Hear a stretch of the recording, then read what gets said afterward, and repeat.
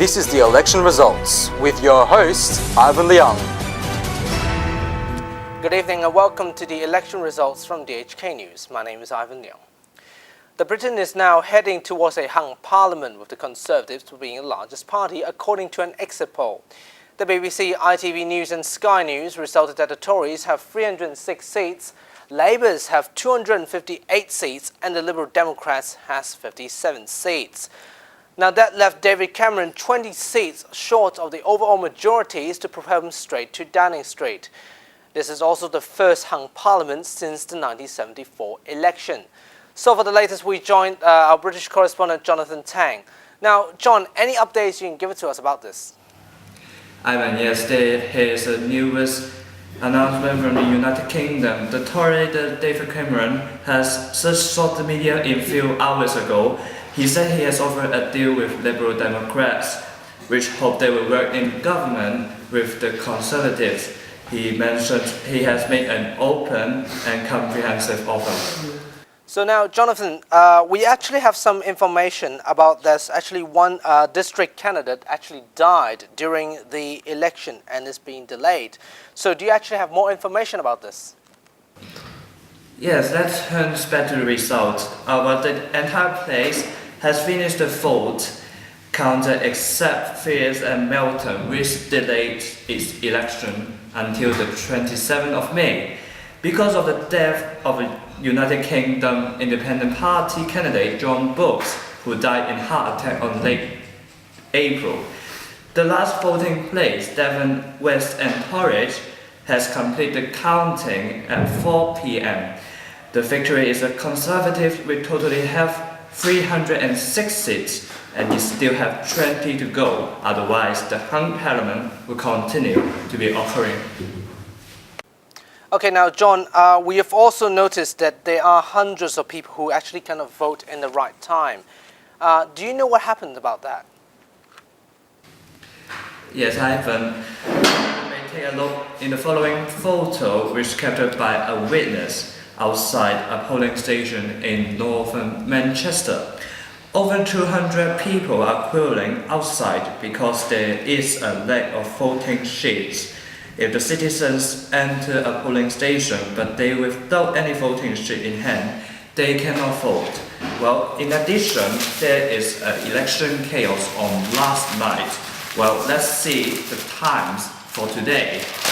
On the first and the third page, it said the chaos of the students who cannot vote about 10 p.m. and stood outside the church, and the Metropolitan Police needs to arrive and dealing with the case. And so at the same as the Daily Telegraph, let's see on the second page, the same case. We said lots of people have this franchise.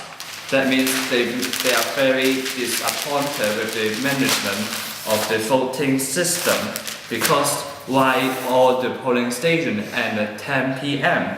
However, the Electoral Commission said it was a serious concern that many people cannot vote. But the law is extremely clear who can vote until 10 p.m. Well, there is an exception in suburbs. Most of the people have their positive response about the election. Here's some interviews for yesterday. How long did it take you to vote today? With the queuing? No time at all. No time at all? It's empty now. Oh, so you were actually quite happy? I was very happy. Would you prefer to vote online in the future over phone, like saving, fuel and That's time? very interesting. I think it's quite important in a local community like this that lots of people meet each other they haven't seen for a while. But I also think that online voting probably is a good thing. But I printed all the ballot papers, so I hope that we never do away with it completely. Yeah, probably. Okay. And how long did it take you to vote? Just now? Yeah, just now. 3 minutes, 2 minutes? Online or by phone, if there is a choice. So the choice online. Online. Why do you think it is useful? That would be just more convenient. Did you take you to vote? Well, seconds. few seconds. Well, this morning, yes, there was anybody there. There wasn't anybody there. That's good. Will you prefer to vote online or by phone? No, I prefer to come and vote here. Why? Because Do you I- think maybe it's near? Because it's traditional, It's traditional. and that's, I think, a safer way of voting. I don't trust. I think that this Have is you the watched- safest way. That is an end from United Kingdom. Ivan, back to you. All right, thank you very much indeed, Jonathan. Now that's our British correspondent, Johnathan Tang. So now, maybe you've heard a lot about the term hung parliament, but what does it really mean? Here's our reporter Blair Dunstan to explain more. A hung parliament is one in which no party has an overall majority, which means no party has more than half of MPs in the House of Commons. It means that the government will not be able to win votes to pass laws without the support of members of other parties.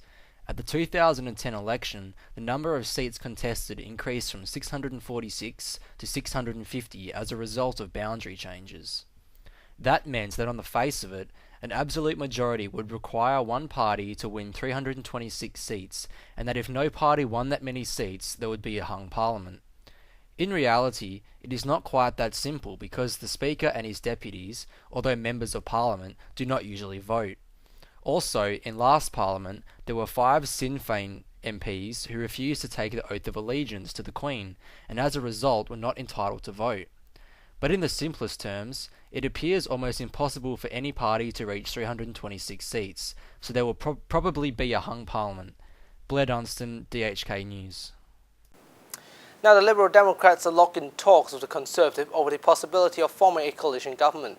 A Liberal Democratic spokesman confirmed late on Friday that negotiation teams of the two parties has just met over an hour. Tory leader David Cameron said he is ready to head a minority Conservative administration on a confidence and supply agreement, under which smaller parties commit themselves not to bring the government down in return for assurance on key policy areas. But he made clear that he would prefer a stronger, more stable, more collaborative arrangement which would enable the country to have settled a government at a time of grave economic difficulties.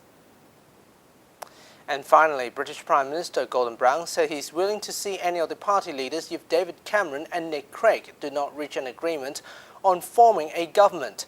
Prime Minister Gordon Brown made a direct overturn to Liberal Democratic leader Nick Clegg, offering an immediate legislation on referendum on electoral reforms in return of the deal, which could keep him in Downing Street. And in a sign that Labour remains very much in power for the time being, he reveals that Chancellor Alistair Darling will take in the conference calling today for the fellow G7 financial ministers on crisis in Euro area. Earlier, Liberal Democratic leader Nick Clegg urged the Conservatives to form the government after Britain returned into inconclusive results in the most tightly fought general election in generations. Mr Clegg says the party is now the most seats and has the first right to form a government, so Tories could now prove themselves they're capable of seeking to govern in the nation's interest. But he says he also wants to fix a broken electoral system. It is not clear that Liberal Democrats will form a coalition with the Conservatives, but it appears that Nick Clegg will speak to David Cameron before consulting anyone from Labour. And that's it from the election night team so far. Of course, we'll bring you updates as soon as it happens on this British politic history. But now from the whole team, thanks for your company, thanks for watching, good night.